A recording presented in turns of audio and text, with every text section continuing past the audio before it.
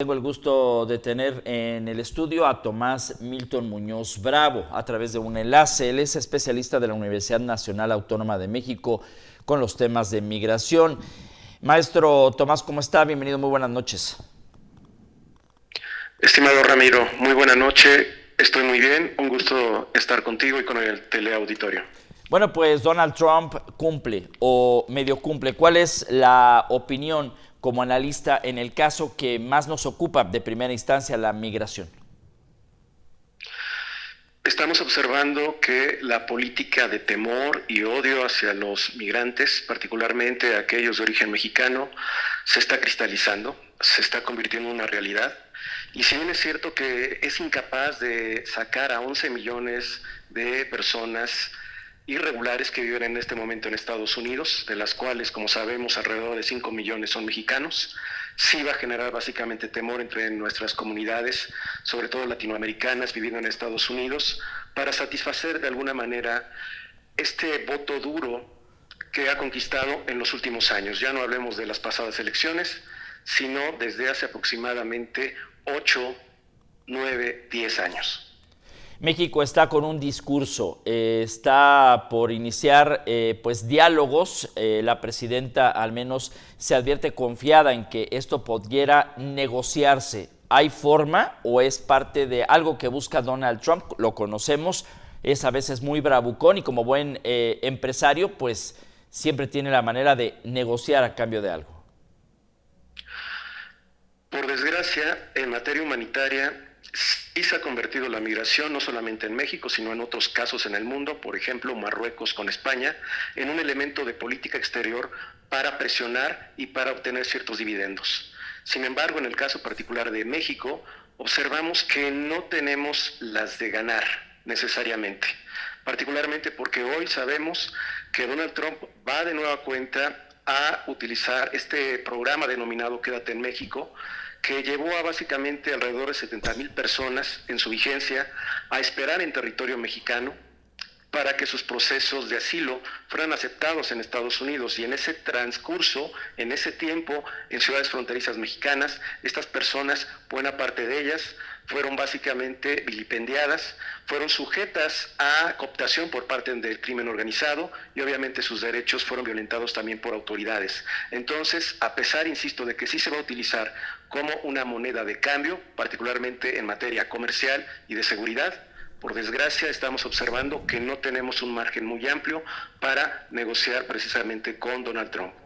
Vamos por partes. Esto que a partir del día de hoy advierte el presidente Donald Trump es primero pues dar de baja esta aplicación que los migrantes utilizaban justamente en este punto antes de llegar a la frontera con los Estados Unidos para pedir un asilo. Esta ya no existe, esta aplicación desaparece. Y segundo, pues la policía fronteriza, hoy veíamos acciones ahí en El Paso, Texas, que ya se encuentran pues bloqueando cualquier intento de entrada a quien no garantice una estadía en los Estados Unidos.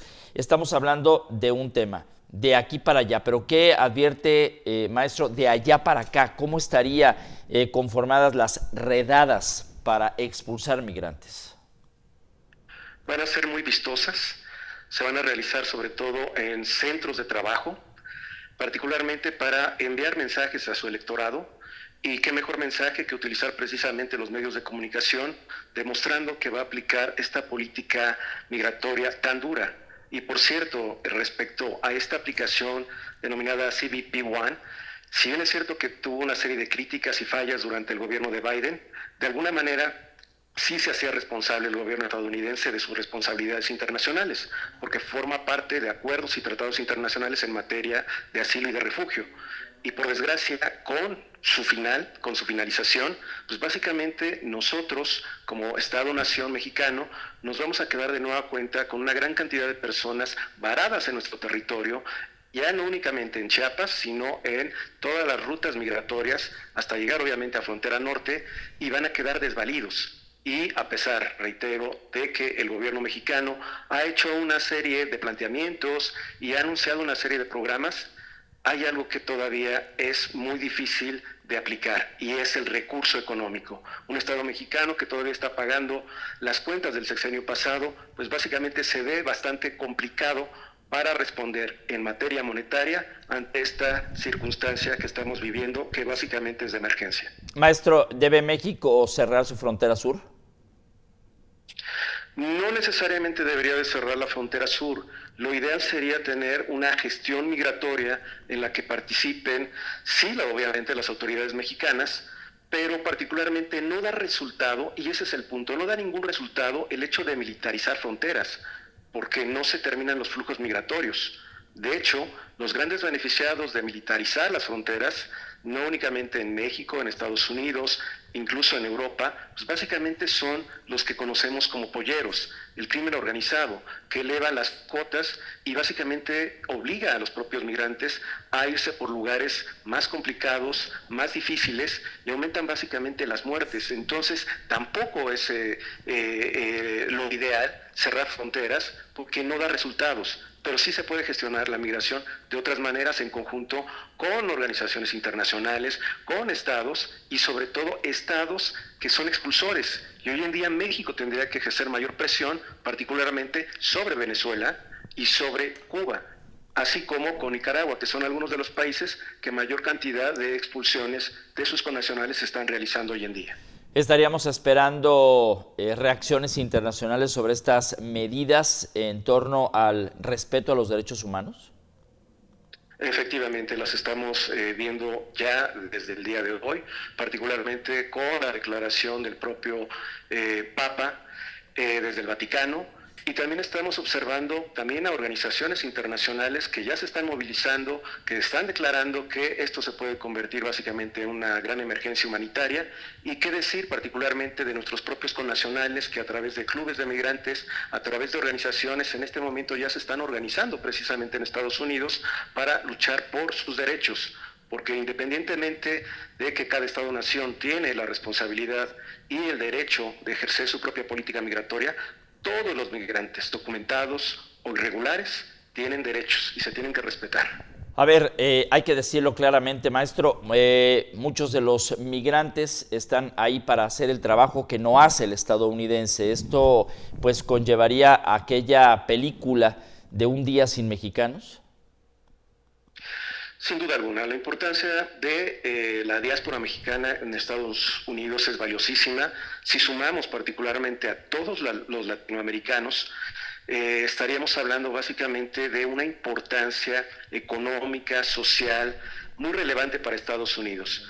Habría que recordarle, tal vez lo sabe Donald Trump, pero quiere hacer oídos sordos para gustarle a su electorado. Si expulsaran esos 11 millones de inmigrantes que se encuentran de forma irregular, se daría básicamente un tiro en el pie, porque dejan de producir, dejan de consumir y dejan de comprar, por ejemplo, casas, de pagar las rentas. Entonces también es un boomerang que le golpearía obviamente a la economía estadounidense, aunque no lo quieran reconocer estas autoridades populistas y de ultraderecha. Maestro Tomás Milton Muñoz Bravo, especialista de la UNAM, le agradezco muchísimo que haya pasado esta noche a Noti13. Un verdadero placer y un saludo a toda la gente de Guadalajara. Gracias y muy buenas noches. Vamos a ir a la pausa y regresamos. Está usted en Noti13.